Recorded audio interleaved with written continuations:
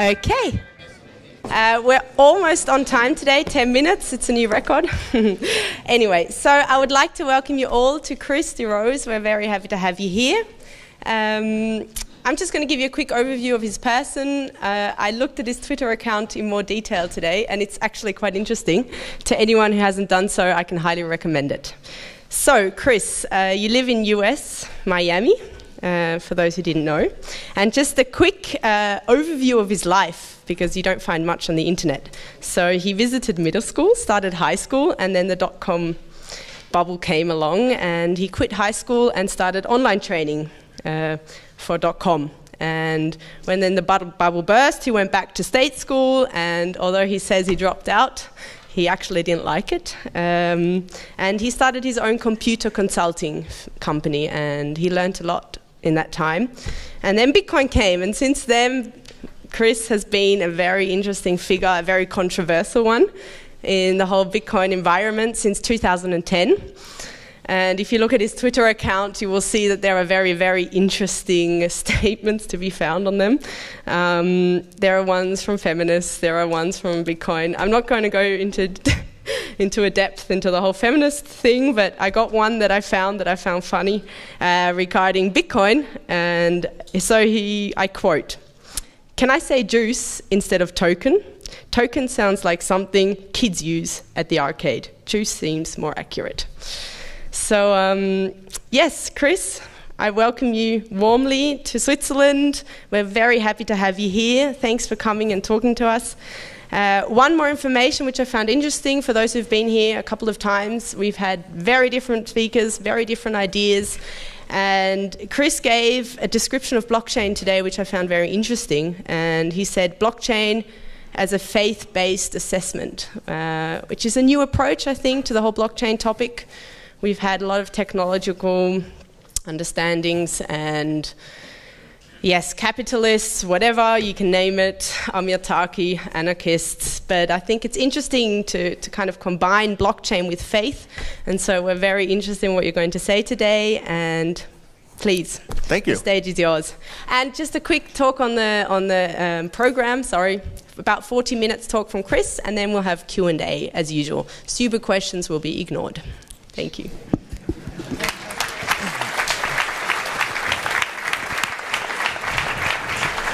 Thank you very much. What's up, party people? Thank you for coming out. So, yeah, this is going to be a bit of a controversial talk, though I will say it is not as controversial as I'm capable of.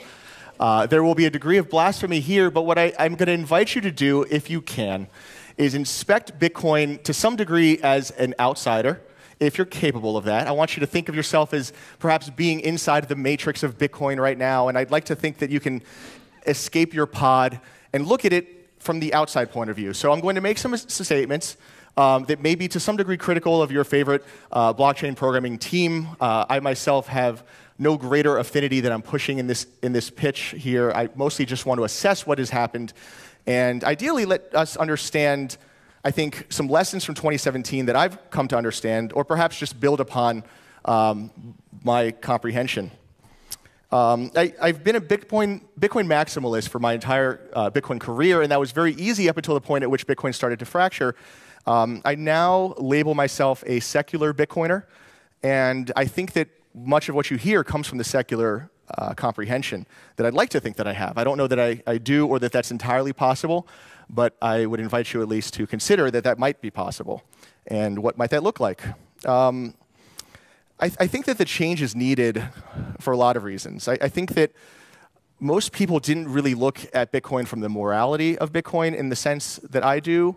They don't look at it in a moral context. And I think that for most of my platform, there was never a need to do so up until recently. And looking at a lot of the changes that have happened in the space, I think that this perspective is a little bit more predictive.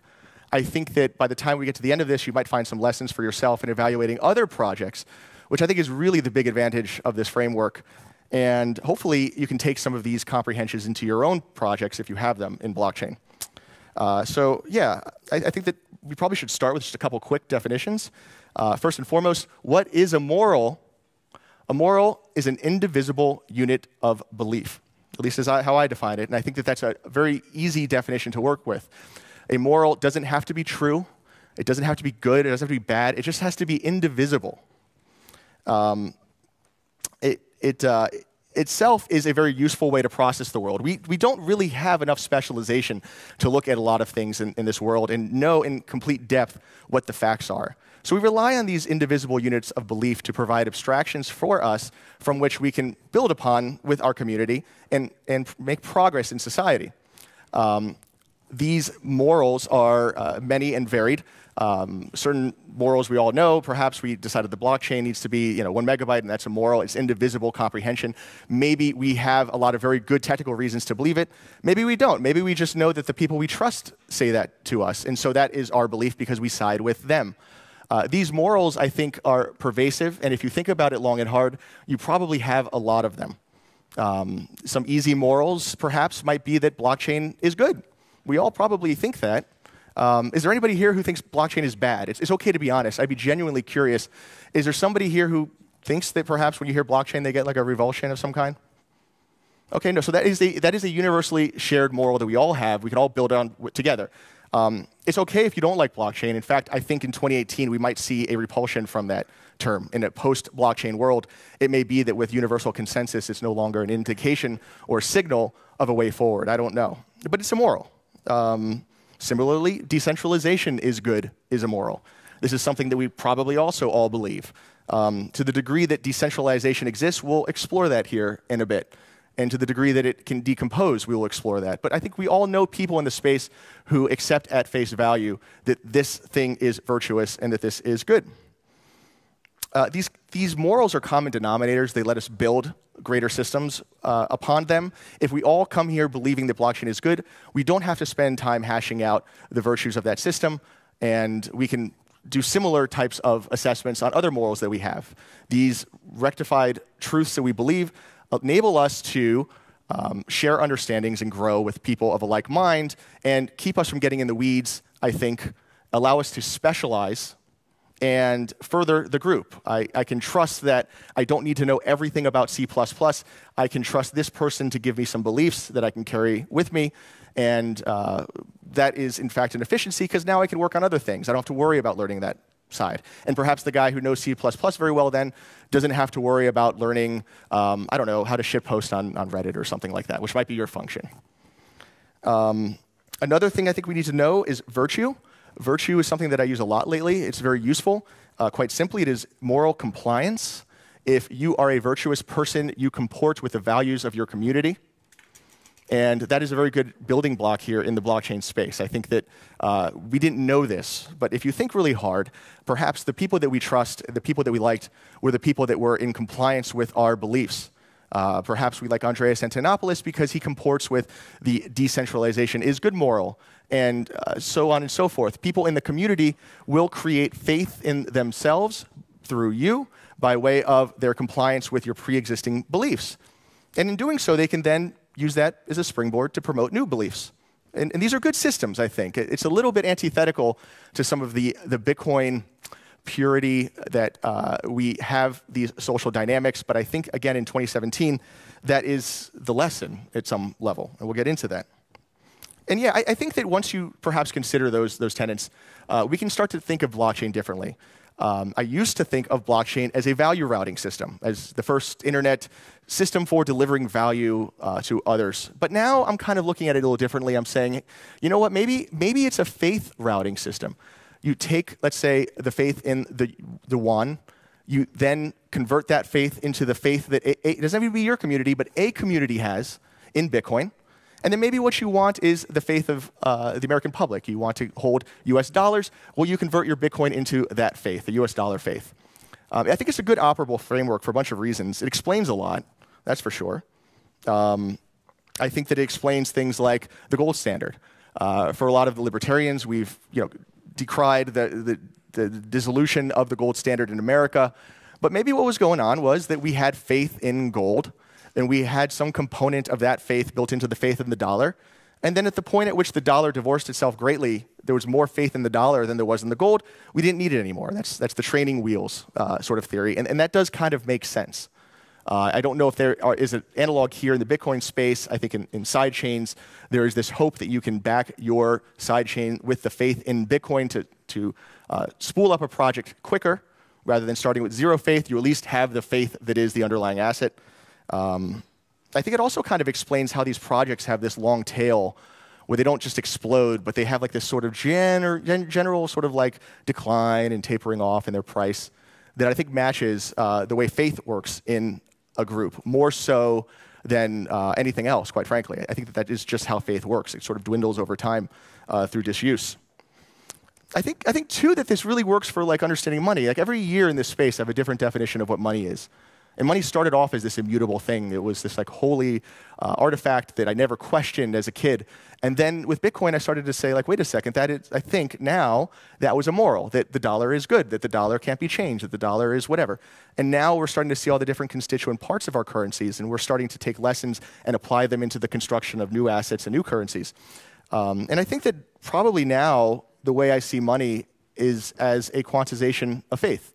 You have a degree of faith in society that is ascribed to you by your holding of, say, dollars. So you work for your dollars. You are given, I don't know, $100 a day. And obviously, you guys are all from different countries, euros, whatever. That is, to some degree, the amount of equity that you put into your society, sweat equity. And in exchange, what you received was a holy piece of paper, a faith-based system. It's just a piece of paper. It's got a nice logo on it, and it's counterfeit-proof. But it is a piece of paper that says to a complete and total stranger, I've received this much faith from my government or from society, and I give this to you, and you can do the same thing in turn. And when we're looking at a lot of these assets, I think that that's going to be very important for understanding what makes for a good asset and what makes for a bad asset in, at the very least, a cryptocurrency model. ICOs, that's a different subject, and we'll try to get into that, time permitting. In 2017, we experienced a very certain crisis of faith. This crisis of faith was obvious, I think, to many at this point. You had, we don't have to get into it, we had the people that went left and the people that went right. I'm going to try not to label them so that we can, again, stay in this matrix. We may talk more about their specifics. There is, at some level, an understanding, I think, between the people who belong in society and those who make the rules. And the people who make the rules are beholden to us, and to some degree, we're beholden to them. This is the beginning of the comprehension of what a social contract is. The term social contract came into popularity, ironically, at the middle end of the South Seas bubble in the early 18th century. 1715, I think, is when it's largely credited. This concept had been around since Plato, I think, but it wasn't starting to be articulated, apparently, until that time. And that led into the American and French Revolution, wherein we looked at these monarchies. And I'm not saying that any of the Bitcoin parties are monarchies, but I'm just saying we looked at these monarchies, and what we saw was that perhaps they had an obligation to us as citizens. And what is that obligation? And why do we have these revolutions? And what is it that we deserved? And how could we do better? And I think that some of those things apply here. The gist of what a social contract is quite simple. If you surrender some of your freedom to government, you receive increased security. And that's very important. I think that that's a very rational trade-off. I think in the Bitcoin space, like, people are really weirded out by any form of governance, in part because of the decentralization moral. But like in society, if you pursue complete and total abject decentralization, we have some serious problems. One example I was talking to Lucas about, I don't know if this is the best, but let's take driving on the road. We could have no centralization, and anybody can drive any way they want. And yes, I'm sure that works in some situations sometimes, although rarely. Here in India, they're having some success with it. But if we decide instead to just pick one side of the road to drive on, that small discrepancy in freedom, we've reduced our freedom, that allows significantly greater throughput, significantly greater safety, and a significantly greater efficiency on our nation's highways. So that is the social contract at work in its most simplest and easiest form. We relinquish some degree of freedom, and in doing so, we receive a greater efficiency. And like maybe you're still like on the fence about like the advantage of giving up one iota of freedom, but it should be considered that in perhaps some of these European countries, one of these countries decided not to have any rules. Well, guess what? At least on the roadways, nobody would be delivering to them. They would be having serious problems with the development of their economy. And so even if it is morally pure, that like they didn't have a right side of the road, maybe they would have been extinguished by way of competition from neighboring countries. Maybe, in feudal times, I don't know, France would have invaded them and taken them over and converted them into a system that was more akin to the working system. So, we can decide in Bitcoin to what degree of purity we want, and this will be an exploration of that. But I think that this is the precursor to governance and the precursor to the need for governance in the space, is maybe, perhaps, Bitcoin needed to learn that lesson that governance works. I'm not saying that we need to take it to the nth degree or any degree in Bitcoin. But what I do think is that we can look at our own projects and say, well, rather than have all of the community strife and uncertainty and risk, we can just upfront say we are not going to be the asset class that is the unruled, completely decentralized system. We are going to have some structure. We are going to give up some freedoms in this system, and here are the securities that you will receive in doing so. Humans are social animals. Because we can trust, we can use morals. Because we have morals, we can specialize. Very important. And I think that the sacrifices in freedom relative to the specialization is pretty minor. I mean, we are the civilized ape. And you're sitting here in this room with a bunch of specialized output, everything from the video equipment to the lighting to the stage, et cetera. And we have borne the fruit of social contract as a species in very easy and agreeable ways. So I think that means, at some level then, that leaders are obligated to citizens. I don't know to what degree they're obligated, but if they aren't comporting with the morality of their users, it is expected that the users will probably revolt. It's irrelevant to me whether or not you believe one team did or did not do this. I get the sensitivities involved, and I certainly believe that Core is acting for the units, for the users, excuse me. But it kind of explains how some people think that they aren't acting for the users at some level.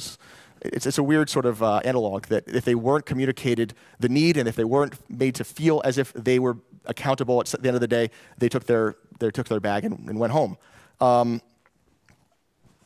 So I think that the problems that happened to Bitcoin will happen again. We saw that in Ethereum, wherein the morality of unstoppable code was a morality that was impinged. As a result, the people who held that moral, who believed that was a sacred belief, went their own way, and it divided the community. In that case, I don't think it divided it as much as it did with Bitcoin. Time will tell. So I think that we have to really consider decentralization's virtue, not in terms of its absoluteness, but in terms of a spectrum. It's a balancing act. Decentralization pursued in full is heavy, it's burdensome, it's inefficient. Decentralization not pursued enough is a different set of problems. Easy censorship, for one. If we don't have some degree of decentralization, these systems will offer no competitive advantage over incumbent companies and solutions. But again, if we push it too much, the fees get perhaps too high, bandwidth gets too high, social capital gets difficult, and focus gets distracted. So I think that we should be talking less in terms of the pursuit of decentralize all the things, and more in the pursuit of where to draw the line. For every iota over the optimum that we go, there will be a ramification. And no one will hit it right. I mean, the thing that we have to consider in most of these discussions is that both sides are right. Both left and right of Bitcoin have things that they believe that are very true. And so I think that what is the process of governance isn't even deciding so much what is the correct action, but what is the most feasible, best action immediately. And understanding even that perhaps there is a degree that we can change these systems. We shall see over time. Again, Bitcoin has, I think, a very specific investment pitch that is different than other blockchains. And so I think that a lot of these lessons need to be carried over into your own projects, perhaps more so than any assessment whatsoever on Bitcoin. Again, let's stay out of the matrix and into the ether, the nether space. There's this notion of decomposition of morals. And I think that's where I'm often blasphemous. When you talk to somebody and you say, you like blockchain, and the answer is yes, I love blockchain. And then you say, what is blockchain? That gets problematic. Because they've never really asked what that is. They just know it's good, it is virtuous, it is immoral. And the blasphemy is in questioning the God. You say, like, well, what is this God made of? And that's immediately a visceral response in these people. And it's visceral for a bunch of reasons, I think, not least of which is that there's a shame, I think, that people feel in having to explain something they don't understand. There's a shame for them to themselves ask the question, to say, what is decentralization? Because they don't want to be perceived as stupid. If I went around this room, like some of you are blockchain beginners, and maybe you identify with that. Maybe you feel like blockchain is something that you don't quite understand, and being put on the spot saying, you like it, but at the same time, what is it? It's difficult. It's very difficult. And I think, too, one of the reasons it's difficult is because if you answer the question wrong, you lose standing in your group. You lose virtue with your peers. Or even worse still, if you demonstrated ignorance, in your mind at least, you have that same lack of virtue. So I do this to people all the time, and I generally know exactly what I'm doing. Sometimes I don't. That's actually more interesting when that happens. But it allows me to at least assess where people are in their comprehension of the space. And it's weirdly predictive. I think that you can generally tell what people are rallying around, and I think you can use that as an investment thesis. And I think you could also use it tactically to comport demographics that are perhaps antithetical to your goals, but into your goals by way of conforming with the morality that you see in other groups. To the degree that that's fair play might be arguable, but at least should be considered. Bitcoin in the earliest days was a collection of angry wanderers. They were angry because Occupy Wall Street was in the news. The chancellor was on the second brink of bailouts for the banks. And they felt themselves as if they weren't moving up the social hierarchy. So they arrived in Bitcoin, like-minded and aligned by these interests. And that worked very well for a while in the vacuum of competition, I suppose. But also, I think, in the nature of the demographic. There wasn't, like, I look here, and this, despite being, primarily men and primarily white and all those things, it is a pretty diverse group. I don't quite know by looking at people where their views are politically and all of this, but I talk to people outside, and I can tell that the space is opening up. I've been in this for a while. In 2010, there was not nearly as many people. In fact, there's some suits here today, and that alone might be an indication of how far we've come. So I think maybe one of the things, I don't know, it might be going on here in Bitcoin, is that we have a state without specie. For the Mesons that are still around, specie is the property of gold that takes up space. It is digital gold in that Bitcoin is digital gold in that it doesn't take up space, and then analog gold is gold that does take up space. So it may be that Bitcoin is a country without specie. That might be a very operative term. It may be that like Monero and Ethereum are similarly inclined governments without space. And if that's the case, what's going on here is that we're progressing from angry wanderers into the beginnings of civilizations. And I think that if that's the case, we probably need to hit the books and look at some of the lessons from the early days of social contracts to understand what the mentality was at the time and try to not repeat the same mistakes. And there's a wide body of knowledge on this. This is, in a lot of ways, just old news, and I'm maybe the guy who's telling you about some of the need for this in our space for the first time. But yeah, I think that it's interesting to watch some of the cantankerous old Bitcoiners who are watching civilization and they resent it and they're walking away from it. And you see that. You see people who are crying out that the space is no longer what it once was, and they were right, and they're crying out for how they are themselves disappointed with a lot of the developments in the space. And I think what's going on there is that you have this sort of like libertarian and like ethic where we are self-sufficient, and these people are perhaps going back into the woods. They don't want to join society. They came here because they wanted to escape society.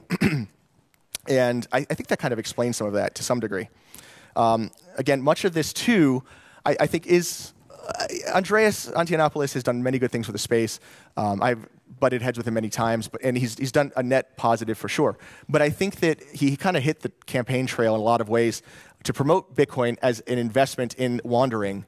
And I think that the rub for a lot of people is that that was their initial investment thesis, and now here they are, and there's all this structure, and they resent that because it doesn't comport with their initial values for arriving. I asked at the TNABC what decentralization was. I got this on video. I haven't aired it yet. I guess I should. And I got the craziest answers. Decentralization was agreed upon by everybody as what we needed, but they couldn't name what it was, or at least to the degree they could, it was varying things. So I think that we probably need to find something to rally around in the space for each individual project that might be not decentralization, but something that includes decentralization that includes people to some degree, but also gives them some other central tenet for their investment thesis. You can generally see this in various ways. Ethereum is a world computer. I don't know if we have time to talk about that, but the rallying that people did around Ethereum, I think, had to do less with their embrace of wandering and more to do with the Silicon Valley ethic of pursuing varying forms of new mediums, and perhaps decentralization was a component in that, but in reality, it was more of an earth-changing, world-breaking, Silicon Valley technology, all the things kind of thing. So I think if you're looking at your own blockchain projects, you've got to probably consider to what degree you want to include decentralization as a tenet. I don't accept that many of these ICOs are in any way decentralized, and the meaning of the word is becoming diluted anyways. Interestingly enough, I think that morals do form in a vacuum of knowledge, in the sense that there's like a god of the gaps, there is a moral of the gaps. And so with blockchain, I think that one of the reasons we were able to rally around decentralization is because nobody knew what it was. Like, it was new. And this thing that was blockchain needed comprehension.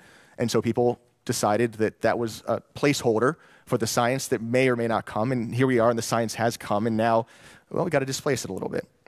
I think part of this, too, is that perhaps blockchain white papers are pretty dumb. I mean, I don't know about you guys, but I'm just sick of this like pretense that there's like an academic appeal, that like this is a scientific document and not a marketing literature. I think that it would be nice to see in the progression of better governance and the creating of faith, better documents on ethos, perhaps a constitution, perhaps a system for arbitrating disputes, things of these lines. The problem with the white paper is that there's no pretense of uncertainty. It's a silver bullet. It's all been figured out, and we're going to go from A to Z, and that's that. But in reality, these are unknown unknowns, and to decide that you don't have an unknown unknown is obtuse. It's no longer feasible. So I'd like to see some changes there. I would like to see, at least in 2018, some attempts on that. I don't know if we will.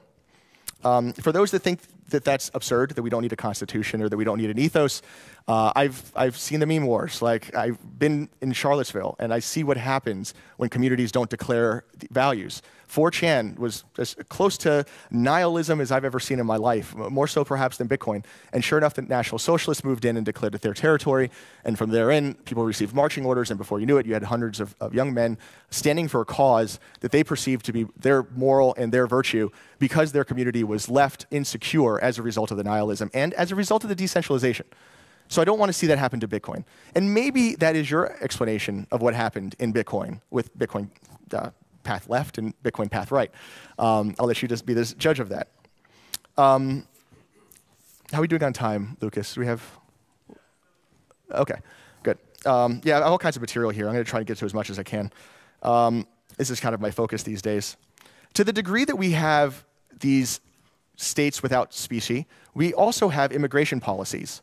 And right now, the immigration policies have been a little obtuse. Ways that I've seen it work well has been, I think, Monero.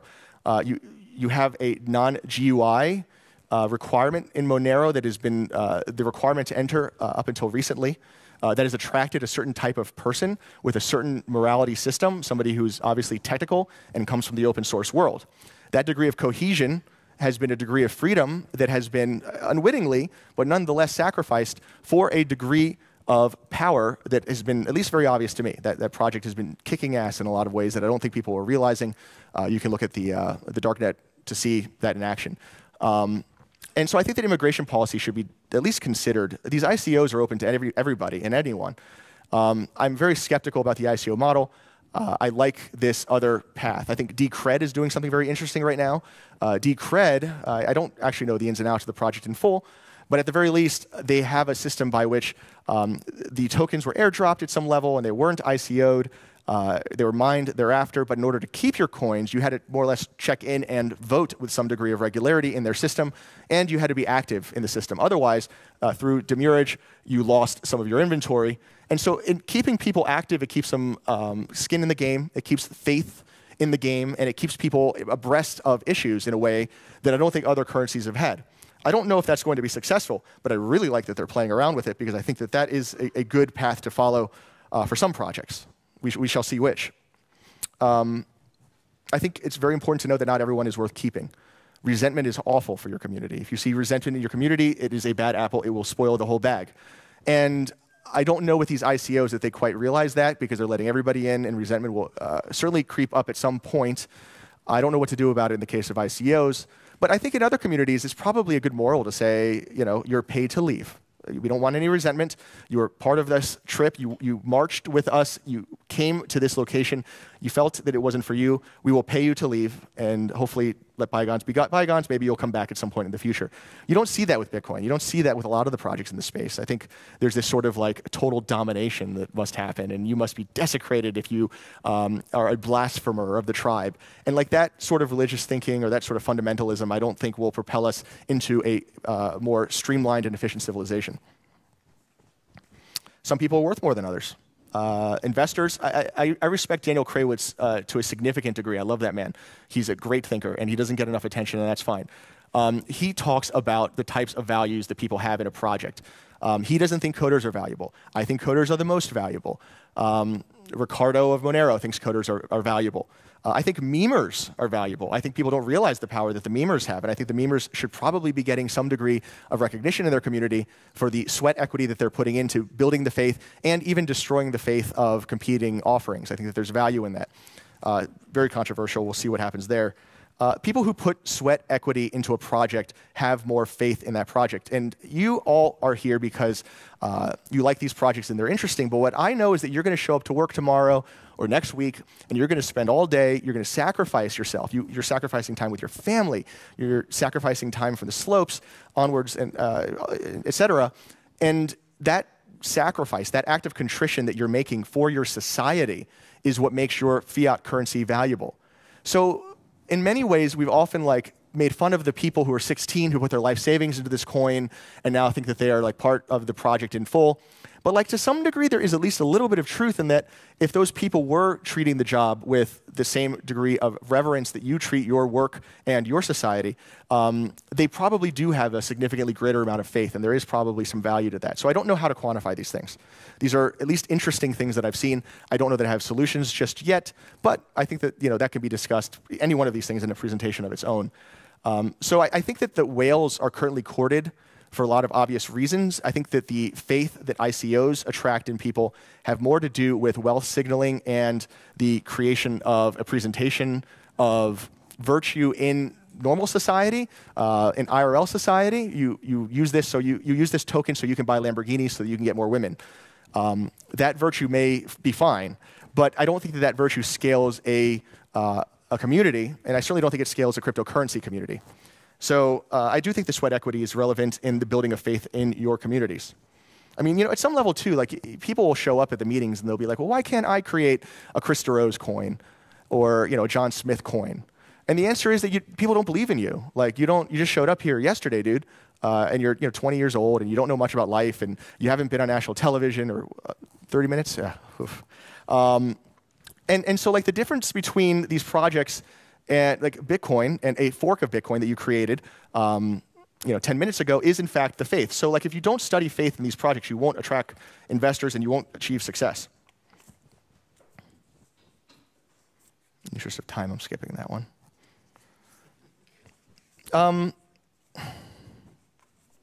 Let's talk real quick about ICOs.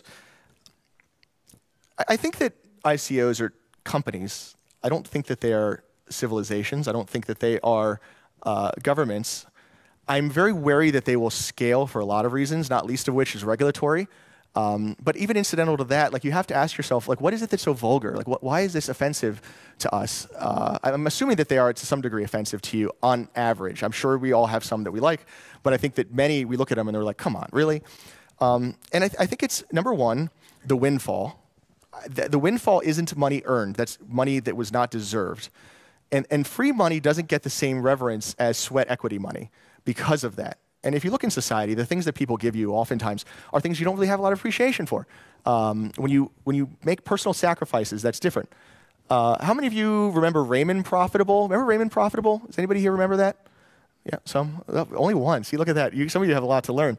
There was a culture in Silicon Valley in the early 2000s following the dot-com bubble, as a matter of fact. And the idea was that you were Raymond Profitable at the time at which your business was covering its expenses, and you, the founder, were eating ramen noodles.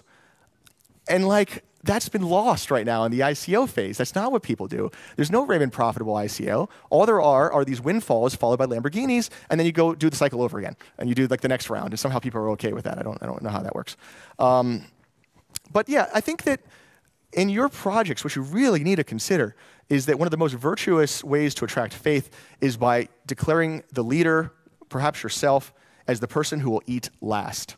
This is not my innovation. This is a fairly common refrain in traditional business models.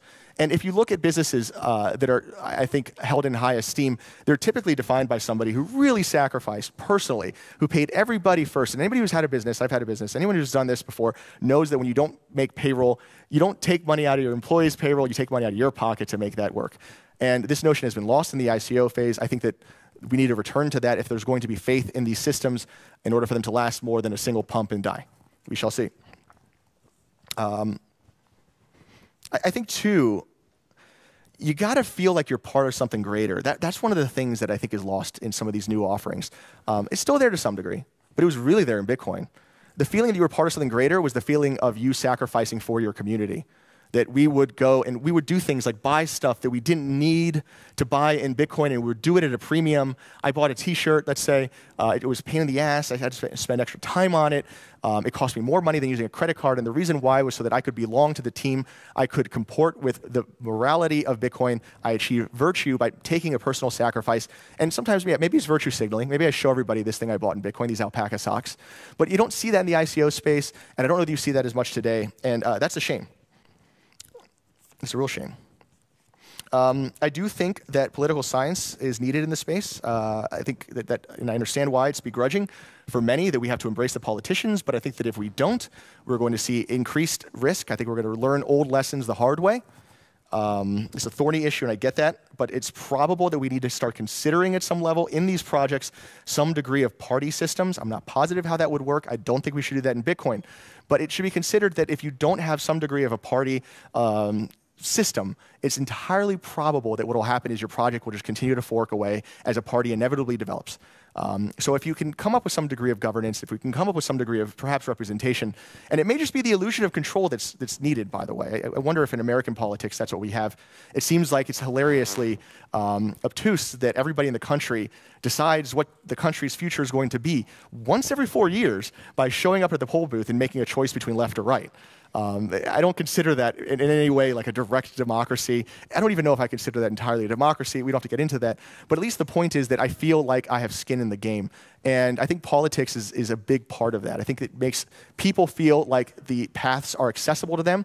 It communicates the problems that we have, and people can argue and debate and decide on which path to go. And at the end of the day, at some level, that abstraction seems to provide some degree of contentment and keeps us from fracturing. I don't know why that works. I'm sure somebody who's a political science major could tell us.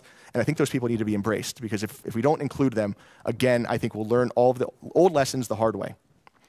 A very, very, very difficult one I struggle with a lot because it's my favorite issue is when and how to hold secrets.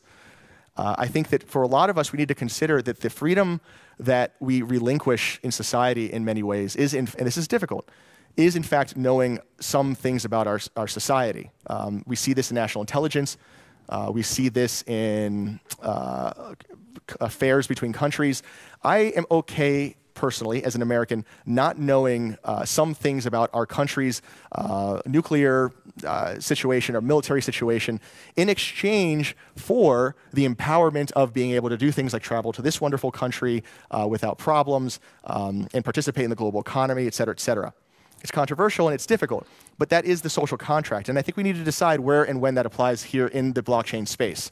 Because transparency is wonderful and it's good, but there are times when we have aggression from outside forces. There are times at which, even for our own sanity, we need within ourselves to contain the discussion to some degree. And so I think that part of the social contract that needs to be debated at length in this space is to what degree, what secrets will exist in such projects and when, and who will be responsible for managing them. And again, that comes back into faith. We will have faith in our leaders to manage the asynchronous information that are our secrets and make that part of our process. These are big challenges. But there's a lot of faith in blockchain, and I think that we can do it as long as we are a little bit more reasonable about it and level-headed about it than we have been sometimes with the mania. One of the nice things about political science guys, too, is they're generally lawyers. So as an incidental benefit, they might be able to keep us out of jail.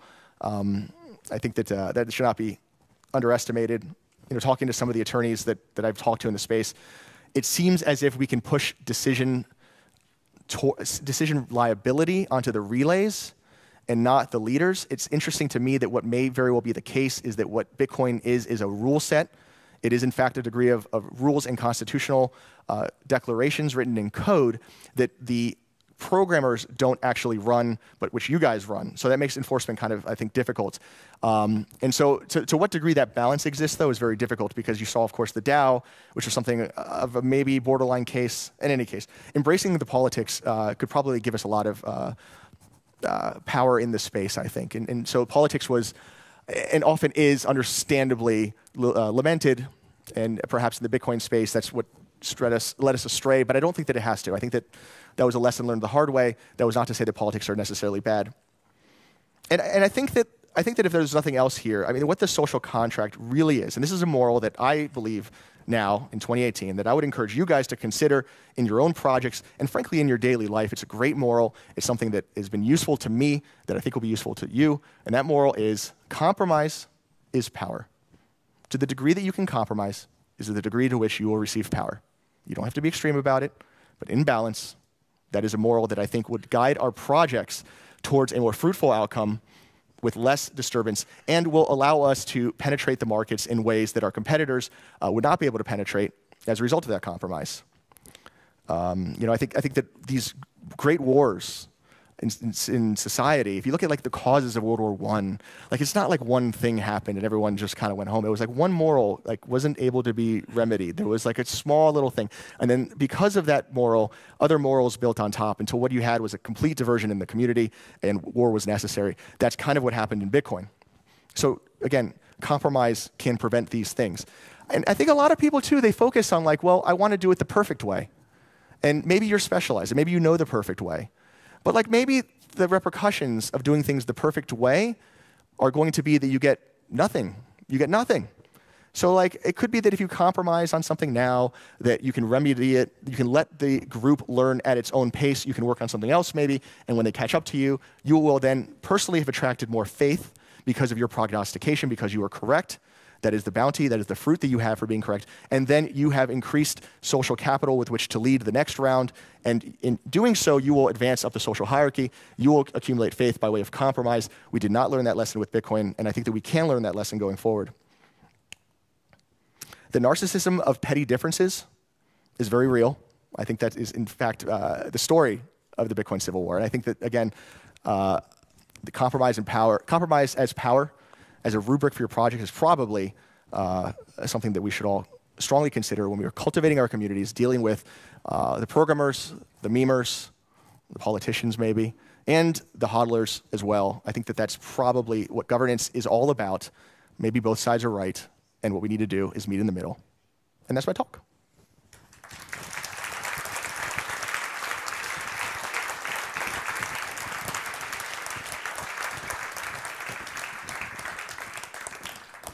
So I think we had some questions and answers. You wanted to take over?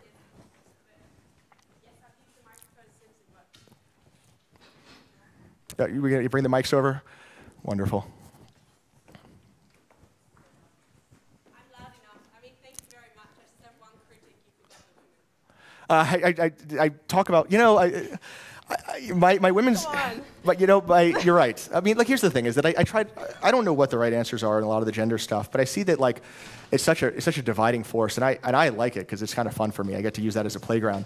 I get to cause all kinds of like deconstruction as a result of that. But I don't know. I think that personally, and you may differ, but like people, at the end, I was taught that you treat people as people, not as genders, not as races, and I fight for that. And that is maybe not always to my benefit, and I get that. But you know what? Like, all things in balance, I think that authenticity is underrated. I'd like to see that come back in style. So many people want to conform to a mean, and like, ironically, that is in fact the topic discussion, because I do think we need to do more of that in Bitcoin, but I think that we need to do less of that too, I think, in some of our personal space. I like the way that I can come to these, the truffles that I find as the pig going through the mud is often in these experiments that I have arguing with people and decomposing their beliefs. I don't know if that answers that, but that's that. I'm with you on that topic. I mean, we talked about this before. I'm just Good. saying Glad the to many hear that. white men and the many women. I can see them, a couple. No, it's good. So Q&A. Yes, raise your hand. I'll give you the mic. So I was going to ask you about Ethereum, but in the spirit of trolling, I guess I'll do it as my Vitalik Buterin impression. Chris DeRose, how exactly do you think that a centralized shitcoin like Ethereum could succeed when Bitcoin is obviously way better? Right.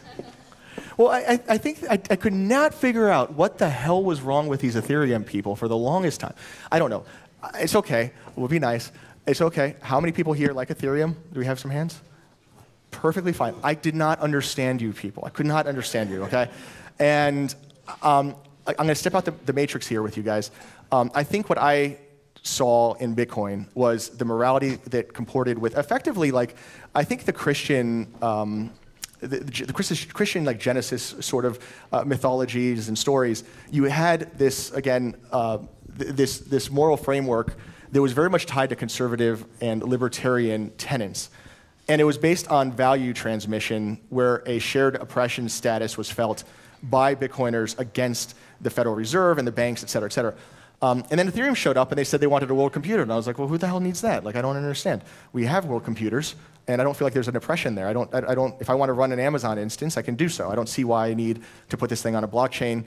I still feel like that. But what I recognize now is that the morality system, I think, of people that are Ethereum supporters are effectively a little bit more progressive. They're certainly more in line with Silicon Valley, big thinking, world-changing morality. And so I think that Ethereum, in attracting that level of faith, was attracting a degree of obstinance against criticism, obstinance against those who would say it could not work, and sort of the promotion of an underdog mentality against the nature of those who doubt extraordinary claims. That we are, the Silicon Valley guys, we are used to extraordinary claims, and anybody who doesn't understand that, well, they're going to learn the way that so many have learned in the years prior. Now, whether or not they do, I don't know. But what's obvious to me, too, is I look at these ICOs, like the reason, I couldn't figure out why anybody needed smart contracts. It was like very obtuse, because like there's already wonderful trading platforms that are centralized, that do wonders, that have zero trading costs or something very close to it, et cetera, et cetera. But the reason it seems to me that you need smart contracts is in comporting with the virtue of those who want to play out that vision. So you, in the same way that Bitcoiners buy T-shirts, overpriced T-shirts to comport with the virtue of their community, the Ethereum crowd will do the same. They will use a smart contract at 10,000 times the cost, if not more, by a lot, of Amazon, so as to comport with the faith of the Ethereum community. And I think in doing so, they then create faith in their own project, the ICO, that comports with that virtue and allows people to speculate and trade further. To the degree that the market efficiency is to be determined, but I guess, to be fair, that's also true of Bitcoin to some degree. So I think that is my current assessment of it. And where you fall in on that, I don't know. Other questions? Yeah. You mentioned decentralization as like this potential indivisible moral in Bitcoin. I have a somewhat different view on that. I don't think it's like a central tenet necessarily, but it's a corollary of being permissionless and censorship resistant. And I think that might explain some of the differences in the Bitcoin space. It doesn't necessarily need to be as decentralized as possible, but only as decentralized as necessary to be permissionless and censorship resistant. But I'm interested in hearing your views. Is that a question? I think I agree with you. Okay, because you mentioned it as like an indivisible moral. And well, I try to. If you don't understand like your enemy's arguments, then you don't understand your own argument. And so I think that when I present it again outside the matrix, like I'm trying to make myself relatively indifferent to my own personal feelings to the best that I can. That being said, I do have my allegiances and I do have my preferences, and I'm very inclined to agree with you. Censorship resistance was entirely the reason I showed up here, and that for me, I think is like the tenet that was within decentralization. So I don't know. At some point, you get into this weird dicing of what immoral is. Is it an umbrella? Are there morals underneath it, or is it just decomposed and the morals lay adjacent to it? I don't know, but yeah, I'm inclined to agree. But I think that we would still fall into the rubric of decentralization as defined by censorship resistance. And if I went to the next guy, it would be as defined by any number of other things. Any other questions? Felix. Great friend. Thank you for your talk, Chris. My question is about, since you analyze it a lot, like, or right now you're doing it a lot, like about faith-based routing systems. And then you also said, like, when we have like this moral or whatever it is, like decentralization, take your pick. But as soon as you start to more define that in more detail, or you ask like persons, what is a blockchain? Do we include proof of work only, or proof of stake, or whatever? As soon as you get more into details, like you actually try to do the defining thing, you divide people. It's just like on the religion, like in the beginning everybody agrees on like whatever Jesus is, and then as soon as you get to the nuances, then you come out to all these denominations, or in Islamic faith it's about like everybody agrees on like Muhammad, but then as soon as you come to like is this his brother or his cousin or whatever who is like following, then as soon as you get to that, then you get up dividing. But I think these cryptocurrencies are, yes, they have this this faith-based base, but aren't we like trying to find a scientific currency that, while we agree on that, yes, this is a shared delusion, money is basically just a shared delusion, but how can we like be honest about that and still like try to advance the science? Because if you only look at the face, which is interesting, but I don't think you advance the science. Yeah, I think money only exists in the mind of man. And so a lot of this comes from the point of like what it is to either be money or to be an asset with value. There is a science here that is remarkable, and it might very well just be that in the void of understanding the science, like morality is what we have to guide us. And maybe as the science progresses, there will be less and less faith required. That would be wonderful, but I don't see that currently. And at some level, too, I think that a lot of these things are march. I really find marching as a progression to be very useful. We are in tow, and we are aligned, and we continue in a direction. And I've been in the riots, and I've been in these moments of chaos when everyone's circling around and things are happening, and somebody starts marching off, and he gets 2 people, he gets 4 people, he gets 10 people. Before you know it, you've got a direction, and you have leadership, et cetera. And I think that perhaps we are in that chaotic state. You know, to the degree that that might always be what money is probably the case, quite frankly, because we look at the markets and uncertainty is always in those markets, and we're always kind of like trying to figure out in the chaos where someone's going and who's doing what and what the prediction is. But yeah, I mean, it may be that the science matures to some degree that we have less chaos over time, and I would like that. But like, you have to consider, like, you know, there are large human components still. You know, if the president of the United States were something tragic to happen, the faith in the U.S. dollar would collapse, or at least to some degree it would be affected. And I think even with like gold, you probably see that to some degree too, as perhaps if there was a sell-off in gold and all of a sudden a lot of whales decided that they didn't have faith in gold, then the price would go down, and you know, there's permutations like Indian gold buying season and such on top of that.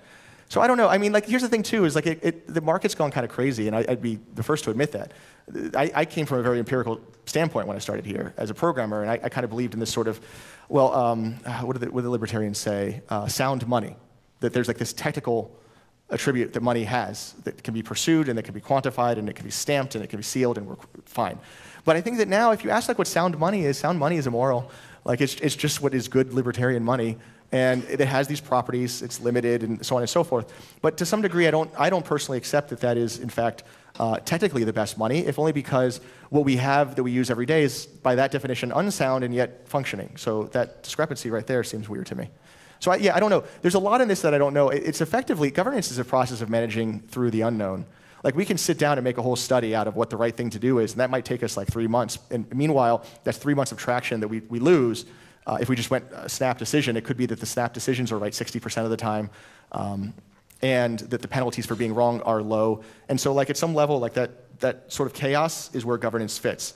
And as the science develops, we need less and less governance, maybe, at least in that direction. Although knowing blockchain, it's going to evolve into something even weirder and weirder. And so, you know, it'll just migrate. So we'll see. So thanks for your talk, Chris. Yeah.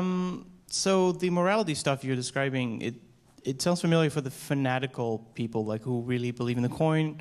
But if I sometimes talk to people who buy ICO tokens and other coins, and they seem to be more of a portfolio management and very nihilist look at it. Sometimes they'll say, oh, this is promising technology, but sometimes they don't even feel that way. It's just this thing will pump or it will not pump. So what do you make of that? Is there no morality there, or will there be, or is that maybe a bad thing? Or well, I mean, like, so again, morality I think has been steeped in like this notion of religion, like in cults and like rhetoric that I understand the sort of like resentment of. But it just is the case. Like even science requires morality in the sense that if you don't believe that over time reproducibility exists, then you can't believe in science. So like I believe that the freezing point of water is 0 degrees or whatnot, and that won't change. Like that is an act of faith. It may be that it has been the case the last 10 bajillion times that we've ever tried it, but it is conceivable that I could have been born into a universe where that constant changes. So there's always some degree of faith at every level, and the degree to which you can minimize that is probably the degree to which you have reduced risk. Granted, I think in the sense that these portfolio managers are looking at these things, they're doing a bunch of things wrong. First and foremost, I don't think that they're understanding what these systems represent in terms of risk. I'd love to see them wrap around vague governance ideas. Like it would be nice to see these governance systems compete, and perhaps they have one that wins, and maybe what happens is that governance system then finds a market for, let's say in the video game world. Maybe like Decried decides that it can penetrate with its marketing budget and user base, et cetera, into some virtual good online, and then that system represents some degree of risk in that marketing and promotion strategy. Or I don't know, maybe you look at something weirder that is like a regional thing. It's conceivable that Venezuela does end up having its own currency at some level that they themselves decide to use by way of an organic sort of, not necessarily a declared oil cryptocurrency, but a organic sort of thing. And then what you're getting access to is perhaps the risk of success or failure there in the Venezuelan economy. So I don't know if that exactly answers the question, but it took me a little time to wrap my head around. But I think for me as a blasphemer, as a consistent blasphemer, I've always tried to figure out what the hell causes people to say and do things that I don't understand. And then I ask some very simple, they're always simple questions, that's the thing, they're always simple. And invariably it ends up setting off a firestorm, and I like being at the middle of it because that gives me a lot of power. But have you talked to these investor types? Like they seem nihilistic? I have a very simple way of picking and choosing who I talk to, and it is by wearing a t-shirt with a cat on it. And if you don't feel like that is, I guess, antithetical to your investment thesis, then we can have a conversation. If you wear a suit, I don't think you're going to find that you have a lot to discuss. I mean, you can wear a suit when you talk to me, but if you think I wear a suit, then like you don't have the irreverence required to comprehend Bitcoin is my genuine assessment. And so no, I talked to some of these guys, and I have off and on over the years. Just retail investors, random people buying these tokens. Well, the random people, so the question was, what do I think about the random people buying these tokens? That's where it gets really interesting. I actually do talk to a lot of the guys that show up in like meetups or at the NABC, and I ask them like what their tenets are or ask them why they cause them to buy. Generally, it's a Keynesian beauty contest these days, I will say that, which is a little disconcerting. But yeah, when you talk to them a little bit more about what they like it usually revolves around the meme. So like I think Dash, is digital cash with governance, and like that is the virtue that they will espouse and that they feel they're buying. And yeah, I mean like Cardano, I think had the gambling thing for a while. I don't even know what it is now. But yeah, you generally find that people do rally around some meme, and that meme is in fact like a moral, and that moral is, I think, what they are, at least in their mind, ascribing risk to in their investment. I do think that. But it depends. Like it's really hard right now because everyone's so crazy and these investors know nothing. I mean, I heard somebody ask what the difference between Ethereum and blockchain was that was a hedge fund manager. I don't need to talk to that guy. I just don't care. He can buy whatever he wants. Sure. Yeah, use the mic.